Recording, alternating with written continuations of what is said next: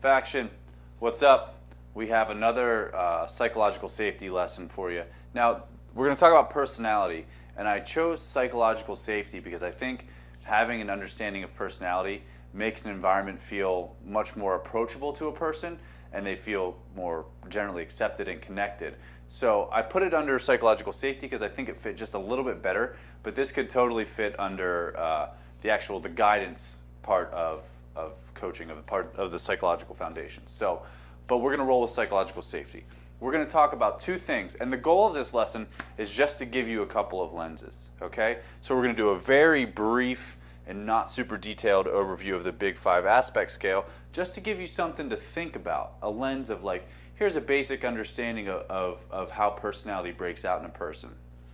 And then we're going to talk about some actionable stuff with what, why, and how people. And there's definitely some overlap here. This is a very simplified thing that I came up with a few years ago that we've used with success, both at the other gyms that I used to be at, and also we've really taken charge with it here at BSP Nova. So we're going to talk a little bit about that, more about that than about the Big Five stuff here. So the first step of effectiveness when it comes to interpersonal relations is paying attention with a lens, right? Because just watching people, you kind of get a general understanding, and especially if you're, a people person and you're kind of intuitive and perceptive, but then when you slap a couple of lenses on top of that, it gives you a better way to evaluate what someone might need from you or how you should interact with them, and then also what you should do to foster that interaction. So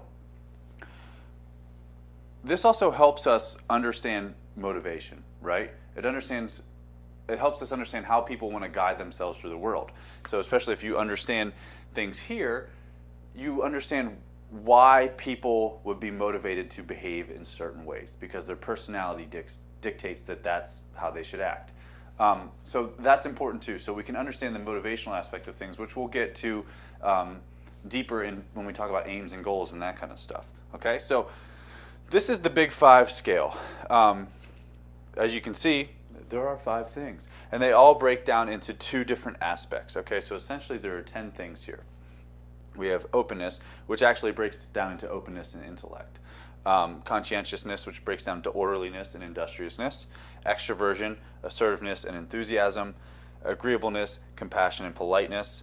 Neuroticism, withdrawal and volatility. Now, if you really want to learn something about yourself, go take a Big Five aspect scale test. You can take them at understandmyself.com. It's like $10. It's worth it. Now, I'm not saying that you need to give all of your new clients or your current clients or anybody like personality tests or anything like that, but understanding that these are the things that people that drive people, that are the big parts of their personality. If someone's very open and you understand that about them, now that you can see that because you have the language for it, you can be like, oh, well, they really like being creative. They really like novelty. How can I better serve them? Same thing with conscientious people. Some people are very industrious. They just nose the grindstone. Some people are very orderly. They need things to be in their place all the time, and it affects them when they're not, okay? So as you look through these things, and I keep talking about it, I'm thinking about the clients that you can see that these parts of their personality are reflected in them, okay? And people are a blend of all of these things. So people are very complex. This is simplified just to give you a lens to be able to think, right? That's it.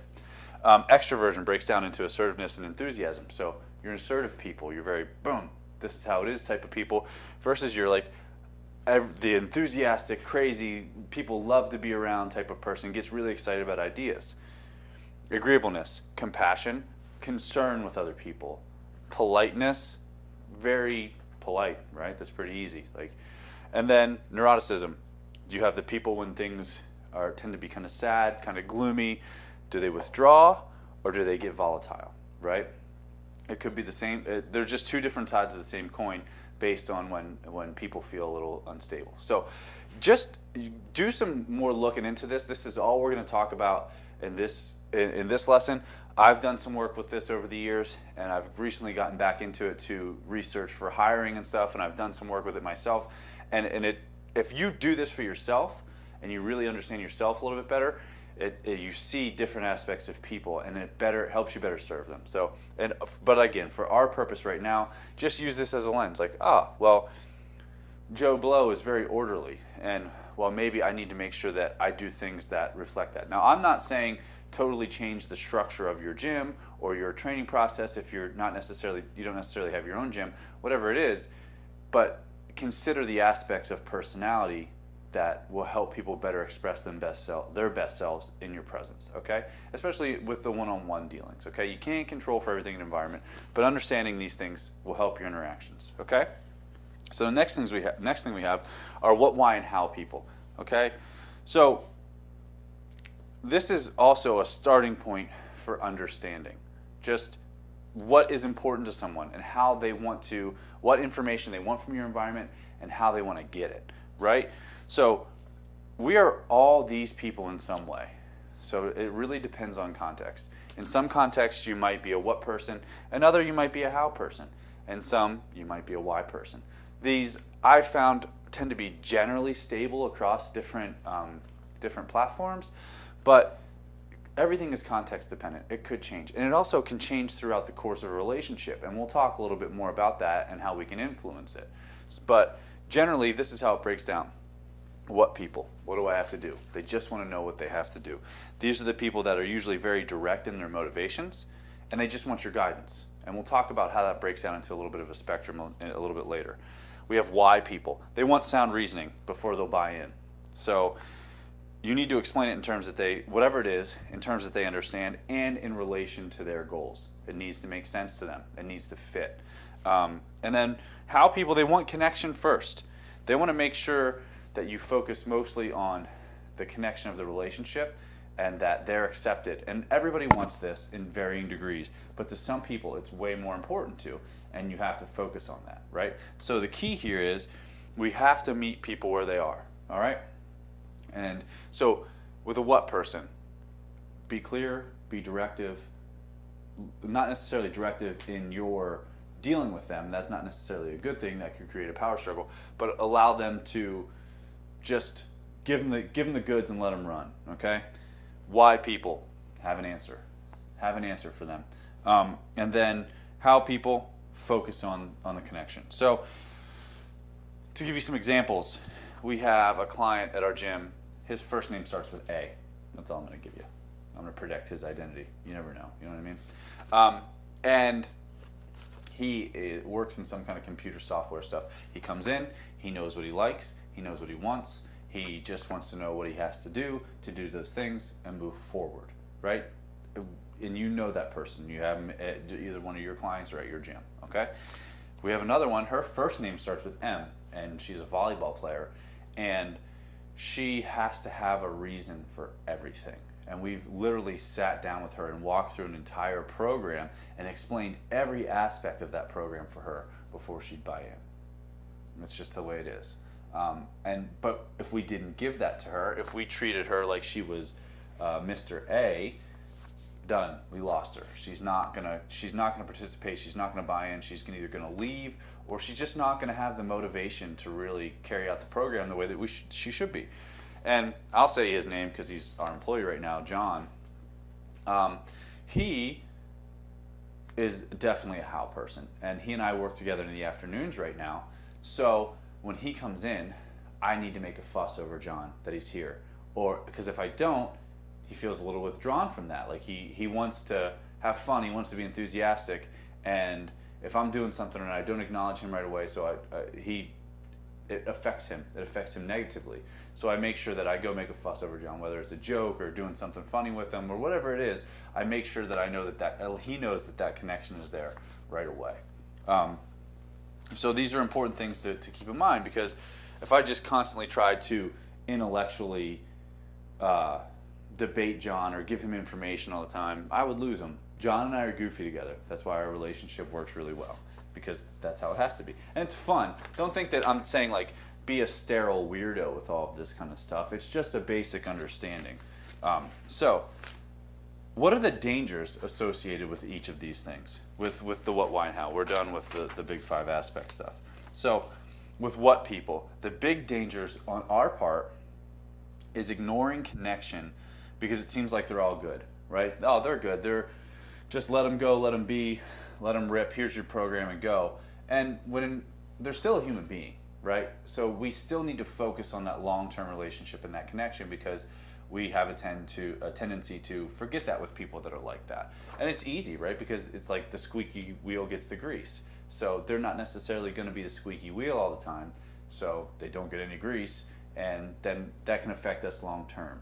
So we need to pay attention to them and give them a little more how sometimes. Treat them a little bit more like a how person. Not overbearingly, because you'll annoy the shit out of them a lot of times, but they need that. We need to make sure that we're still fostering relationships. And I'm talking about this stuff because this is stuff that I've messed up in the past that's helped me figure this out. So like I came up with these archetypes, and then I was too divisive with them. Too much. I put people too much into categories, and then I would mess up, and this is just the result of me trying to fix that, of fixing it. So, but what people also kind of exist on a spectrum, right? So we have the what people like Mr. A that I described, but we also have what people that are people pleasers. And you'd think that they maybe would be more how people, and sometimes they are, but sometimes it comes out as they just want to know what they want to do because they don't want to disappoint you, right? And they don't actually express what they want. So they seem like a real what person. So as you get down the road, sometimes things get difficult. And we're going to talk what to do about that. Why people, dangers with them, getting annoyed, right? And it's like, this isn't like, let's stay off of our high horses here. Like sometimes it can feel annoying, and we have to put ourselves in the right place to deal with that. So their biggest thing is, or treating them like a what person. So not getting annoyed with all of the questions, not treating them like a what person. The biggest danger with a how person is for them to become too reliant on your praise. So they continually seek your reinforcement, they become too attached to you, and they increase the one-up position that you have. So we essentially have a small position of authority over these people because they're coming to us for something. And we have to make sure that we nullify that as much as possible. We still need to maintain it so we can maintain order, but we can't make people dependent on it. And if they are coming to us constantly just for praise, it makes our relationship conditional because they're seeking approval all the time. So those are the things we have to be careful with that. So what do we do about it? Like I said with the how person, I kind of jumped ahead, sorry about that. We're going to give them with a what person, we're going to give them a little how. Get to know them better, and really foster that long-term relationship, and don't just let them be the person that comes into the gym and rips and then leaves, To help them understand appropriate effort, because something else they'll do is overwork, use RPE to help them understand that. And one thing that will help them to understand RPE is let them mess up, like not to the point, not totally under your supervision. And a lot of times it's going to happen when you're not around, but we as coaches have this tendency to be like, don't do this when you go by when you go by yourself, don't overwork, don't do this, don't do that.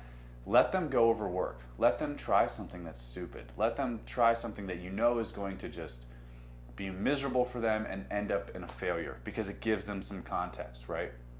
So then you can come back and talk about that RPE, because they've realized going and beating their head against the wall in that way isn't productive. So now you have the space to be able to talk about RPE. And also it's just like giving people the freedom to mess up. It's like we can't control everything. We got to let people make decisions. But in this instance, it can be used as a tool to foster a good conversation. And then the people pleaser end of the what spectrum, we need to educate them, right? We need to empower them through education so they feel as though they can ask more questions. So they can they get a little more why in their personality and not so much what, not so much just listening and doing what you think they're supposed to do. What they think that you think they're supposed to do. How about that? So we help them be more of a why person and empower them to ask more questions so they aren't just trying to please you all the time, which is a danger associated with a how person. So it can really manifest itself in a weird way. And then a why person, have sound reasoning for everything that you do. Just don't put it in there if you can't explain it perfectly to them, right? Because they're going to question it, and then you're going to be in trouble and you're going to lose them. Another thing is get really comfortable saying, I don't know. really comfortable saying I don't know to them. For questions not on their program, if it's on their program, you need to know why it's in there and you need to be able to explain it with sound reasoning.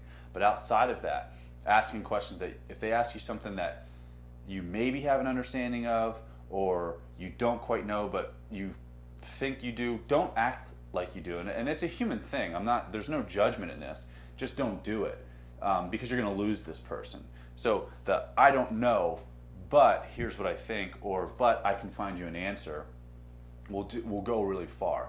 Because if you try to bullshit them, their bullshit detectors are a little higher than other people's. They're kind of tuned for that. So you have to make sure that you don't try to bullshit them because you'll fucking lose them. And in general, just don't bullshit people because it's probably just not the right thing to do. But for them, their detectors are even higher, so don't even try it. How people.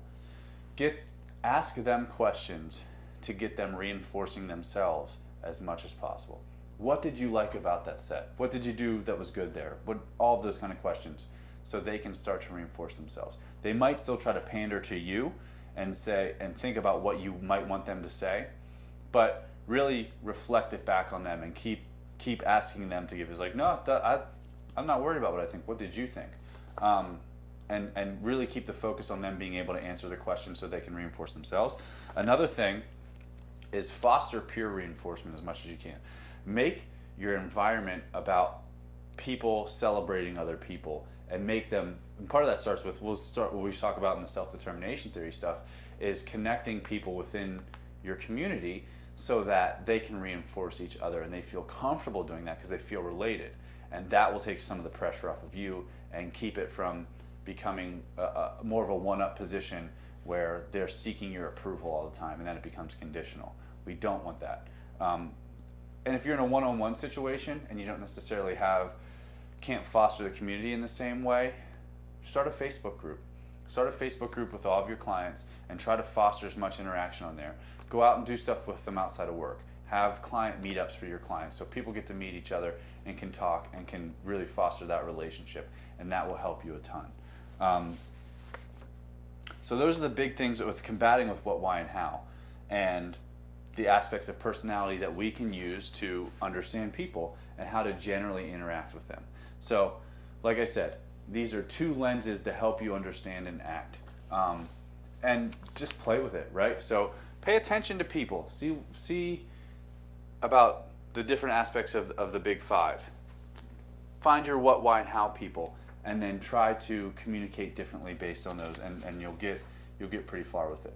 That is the end of the personality lecture of the psychological safety aspect of the psychological foundations of fitness coaching. Hooray.